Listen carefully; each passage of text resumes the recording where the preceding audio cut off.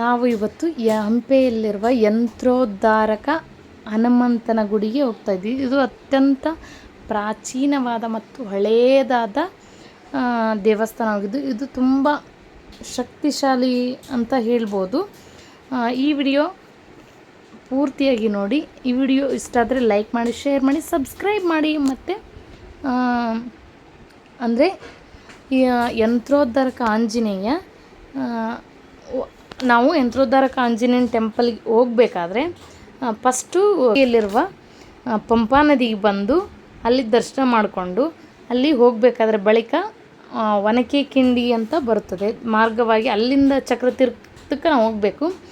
ಜಾಸ್ತಿ ಮಳೆ ಬಂದಾಗ ನದಿ ಪೂರ್ಣವಾಗಿ ತುಂಬಿಕೊಂಡಾಗ ಏನು ಮಾಡಬೇಕು, ಈ ಒನಕೆಕಿಂಡಿ ಮಾರ್ಗ ಎಲ್ಲ ಮುಚ್ಚಿಬಿಡ್ತೈತಿ. ಆವಾಗ ನಾವೇನು ಮಾಡಬೇಕು, ಎದುರು ಬಸವಣ್ಣ ದೇವಸ್ಥಾನದ ಹಿಂದ್ಗಡೆ ಹೋಗ್ಬೇಕಾಗತ್ತೆ. ಆವಾಗ ಅಲ್ಲಿ ಅಲ್ಲಿ ಫಸ್ಟು ಹೋದ್ಮೇಲೆ ದಕ್ಷಿಣಕ್ಕೆ ಇದೆ ಒನಕೆಕಿಂಡಿ ಅಂತ ಕರೆಯೋದು, ಇಲ್ಲೇಸೆ ಹೋಗಬೇಕು. ಇದು ಜಾಸ್ತಿ ಮಳೆ ಬಂದು ನೀರೆಲ್ಲ ಬಂದಮೇಲೆ ಇದೆಲ್ಲ ಕ್ಲೋಸ್ ಆಗಿಬಿಡ್ತೈತಿ. ಆವಾಗ ನಾವು ಎದುರು ಬಸವಣ್ಣನ ದೇವಸ್ಥಾನಕ್ಕೆ ಹೋಗ್ಬೇಕಾಗತ್ತಿ. ಅದ್ರ ಹಿಂದ್ಗಡೆ ಅಚ್ಯುತರಾಯನ ಗುಡಿ ಐತಿ. ಅಲ್ಲಿ ಅಲ್ಲಸಿ ಸುಳೆ ಮಾರ್ಗವಾಗಿ ವರಾನಗುಂಡಿಗೆ ವರಾನಗುಡಿ ಆದು ಚಕ್ರತೀರ್ಥಕ್ಕೆ ಹೋಗ್ಬೇಕಾಗತ್ತಿ. ಅಲ್ಲಿ ಹೋದ್ಮೇಲೆ ನೋಡ್ರಿ, ಅಲ್ಲಿ ಕಾಣಿಸುತ್ತಲ್ಲ ಅದು ಅಂಜನಾದ್ರಿ ಪರ್ವತ, ಅಂದರೆ ಅಂಜನಾದ್ರಿ ಟೆಂಪಲ್ಲು. ಇಲ್ಲಿಂದ ಹತ್ತಿರ ಕಾಣಿಸುತ್ತೆ, ಆ ಕಡೆ ಹೋದರೆ ದೂರ ಅನಿಸುತ್ತೆ, ಒಂದು 10 ಕಿಲೋಮೀಟ್ರು.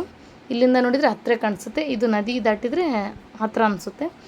ಇಲ್ಲಿ ಬಂದ ತಕ್ಷಣ ದಕ್ಷಿಣ ಭಾಗದಲ್ಲಿ ಕೋದಂಡರಾಮನ ದೇವಸ್ಥಾನ ಇದೆ. ಕೋದಂಡರಾಮನ ದೇವಸ್ಥಾನದಲ್ಲಿ ರಾಮ, ಲಕ್ಷ್ಮಣ ಮತ್ತು ಸೀತೆಯರಿದ್ದಾರೆ. ಅದಕ್ಕೋಸ್ಕರ ಅದ್ರ ಹಿಂದೆಯೇ ಯಂತ್ರೋದ್ಧಾರಕ ಆಂಜನೇಯನ ಗುಡಿ ಇದೆ. ಅದಕ್ಕೆ ಸುಮಾರು 15 ಮೆಟ್ಲುಗಳಿವೆ. ಈ ಗುಡಿಯಲ್ಲಿ 15 ಮೆಟ್ಲುಗಳನ್ನು ಏರಿದ ಮೇಲೆ ಅದು ಎತ್ತರವಾಗಿದೆ ದೇವಸ್ಥಾನ. ಎತ್ತರದ ಕಟ್ಟೆ ಮೇಲಿದೆ, ಯಾಕಂದರೆ ಗುಡ್ಡಕ್ಕೆ ಹೊಂದಿಕೊಂಡು ಐತಲ್ಲ, ಅದಕ್ಕೋಸ್ಕರ. ಇದು ಕುಳಿತಿರುವಂಥ ಈ ಆಂಜನೇಯ ಪ್ರಾಣದೇವರು ಅಂತ ಕರೀತಾರೆ. ಯಂತ್ರೋದ್ಧಾರಕ ಹನುಮಂತಿಗೆ ಏನಂತ ಕರೀತಾರೆ, ಪ್ರಾಣದೇವರು ಅಂತ ಕರೀತಾರೆ. ಈ ಪ್ರಾಣದೇವರು ತುಂಬ ಅತಿ ವಿರಳ, ಅಂದರೆ ಈ ವಿಗ್ರಹ ಕುಳಿತಿರುವ ಪ್ರಾಣದೇವರಾಗಿದ್ದಾನೆ. ವಿಗ್ರಹಗಳಲ್ಲಿ ಅತ್ಯಂತ ವಿರಳ ವಿಗ್ರಹ, ಅದರಲ್ಲೂ ಮೂರ್ತಿ ಅತ್ಯಂತ ಭವ್ಯ ಮತ್ತು ತುಂಬ ಆಕರ್ಷಣೀಯವಾಗಿದೆ. ಈ ಮೂರ್ತಿ ಹಿಂದ್ಗಡೆ ಇರುವ ಆ ಗುಡ್ಡಕ್ಕೆ ಸೇರಿದೆ, ಅಂದರೆ ಒಂದು ದೊಡ್ಡ ಬಂಡೆ ಮೇಲೆ ಚಿತ್ರಣವಾಗಿದೆ. ಇದಕ್ಕೆ ಪ್ರತಿನಿತ್ಯ ವೈಷ್ಣವ ಸಂಪ್ರದಾಯದ ಅನುಗುಣವಾಗಿ ಪೂಜೆಗಳು ಸಲ್ಲಿಸ್ತಾರೆ. ಸಾಮಾನ್ಯ ದಿನಗಳಲ್ಲಿ ಬೆಳಗ್ಗೆ 11 ಗಂಟೆವರೆಗೂ ಓಪನ್ ಇರುತ್ತೆ. ಆಮೇಲೆ ಜಾತ್ರೆ ಉತ್ಸವ ದಿನ ಬೆಳಗಿಂದ ರಾತ್ರಿವರೆಗೂ ಓಪನ್ ಇರುತ್ತೆ. ಇಲ್ಲಿ ಪ್ರಾಣದೇವರ ಮೂರ್ತಿ ಅಂದರೆ ಶ್ರೀ ವ್ಯಾಸರಾಯರು 1500 ಕ್ರಿಸ್ತಶಕ 1500ರಲ್ಲಿ ಪ್ರತಿಷ್ಠಾಪನೆ ಮಾಡಿದರು. ಇಲ್ಲಿ ವ್ಯಾಸರಾಯರು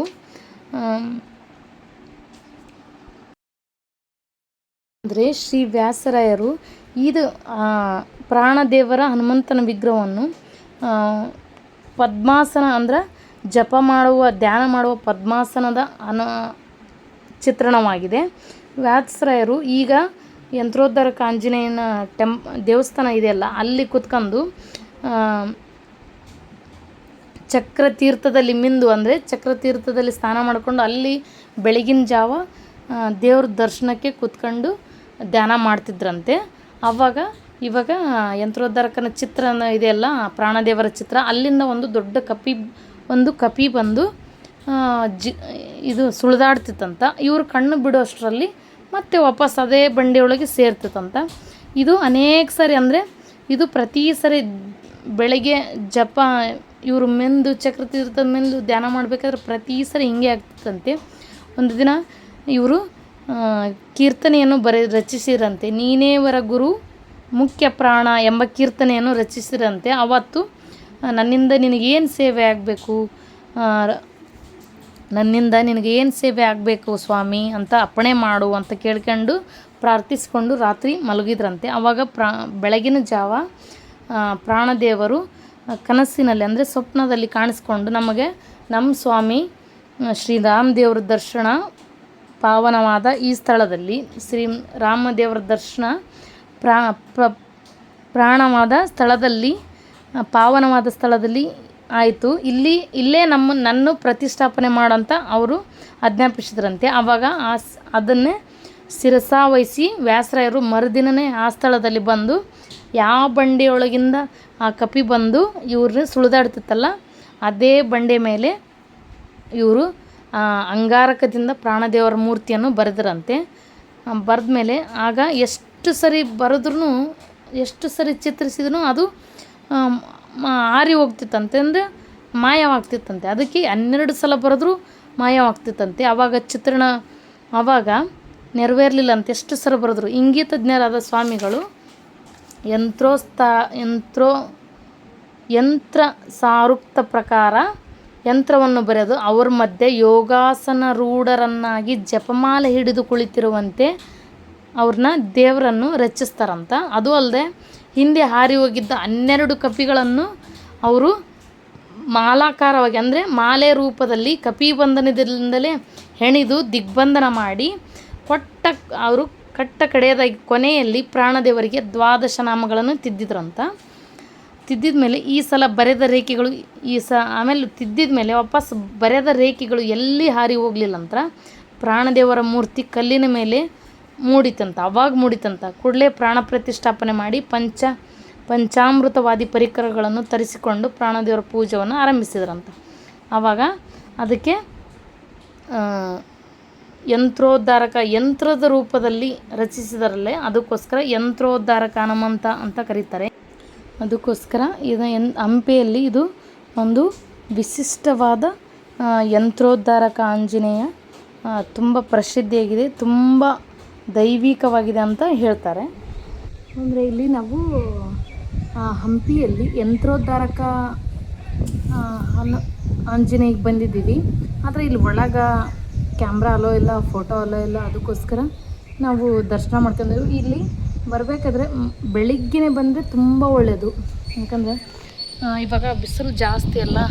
ಅದಕ್ಕೋಸ್ಕರ ಮಧ್ಯಾಹ್ನ ಬಿಸಿಲಾಗ ಅಡ್ಡಾಡೋಕ್ಕೂ ಆಗೋಲ್ಲ. ಬೆಳಿಗ್ಗೆ ಬಂದರೆ ಅಡ್ಡಾಡೋಕ್ಕೆ ಅನುಕೂಲ, ತುಂಬ ಚೆನ್ನಾಗಿರುತ್ತೆ. ಇಲ್ಲಿಂದ ಯಂತ್ರೋದ್ಧಾರಕ ಆಂಜನೇಯ ಇಲ್ಲಿಂದ 1 ಕಿಲೋಮೀಟ್ರ್ ನಡ್ಕೊತ ಹೋದರೆ 1 ಕಿಲೋಮೀಟ್ರ್ ಹಿಂದೆಗಡೆ ನಡ್ಕೊತ ಹೋದರೆ ವಿಜಯ ವಿಠಲ ಟೆಂಪಲ್ ಸಿಗುತ್ತೆ. ಮತ್ತು ಇಲ್ಲಿ ಕೋದಂಡರಾಮ ಟೆಂಪಲ್ ಇದೆ, ಇಲ್ಲೇ ಯಂತ್ರೋದ್ಧಾರಕ ಆಂಜನೇಯನ ಹತ್ರ. ಇದರಿಂದ 1 ಕಿಲೋಮೀಟ್ರ್ ನಡ್ಕೊತ ಹೋದರೆ ವಿಜಯ ವಿಠಲ ಟೆಂಪಲ್ ಸಿಗುತ್ತೆ. ತುಂಬ ಚೆನ್ನಾಗಿ, ಅಂದರೆ ವಾಕ್ ಮಾಡೋಕ್ಕೆ ಚೆನ್ನಾಗಿರಬೇಕು. ಅಂದರೆ ವಯಸ್ಸಾದವರಿಗೆ ವಾಕ್ ಮಾಡೋಕ್ಕಾಗಲ್ಲ, ನಡ್ಕೊತ ಹೋಗೋಕ್ಕಾಗಲ್ಲ, ಅಂದರೆ ಗಾಡಿ ಕೂಡ ಹೋಗಲ್ಲ ಅಲ್ಲಿಗೆ. ಮತ್ತು ಗಾಡಿ ಬರಬೇಕಂದ್ರೆ ಆ ಕಡೆಯಿಂದ ರಾಮನಗರ, ಕಮಲಾಪುರ, ರಾಮನಗರ ಅಲ್ಲಿಂದ ಬರಬೇಕು. ಸುತ್ತಿಟ್ಟು ಒಂದು 10 ಕಿಲೋಮೀಟ್ರ್ ಆಗುತ್ತೆ. ಮತ್ತು ಅಲ್ಲಿ ಬಂದರೂ ಕೂಡ ಒಳಗೆ ಗಾಡಿ ಅಲೋ ಇರಲ್ಲ. ಅಲ್ಲಿಂದ ಮತ್ತೆ ನಡ್ಕೊತ ಹೋಗ್ಬೇಕು 1 ಕಿಲೋಮೀಟ್ರ್. ಇಲ್ಲಾದರೆ ಹಿಂದ್ಗಡೆ ನಡ್ಕೊತ ಹೋದರೆ ಓನ್ಲಿ 1 ಕಿಲೋಮೀಟ್ರ್ ಆಗುತ್ತೆ. ತುಂಬ ಚೆನ್ನಾಗಿರುತ್ತೆ ನಡ್ಕೊತ ಹೋಗೋಕ್ಕೆ.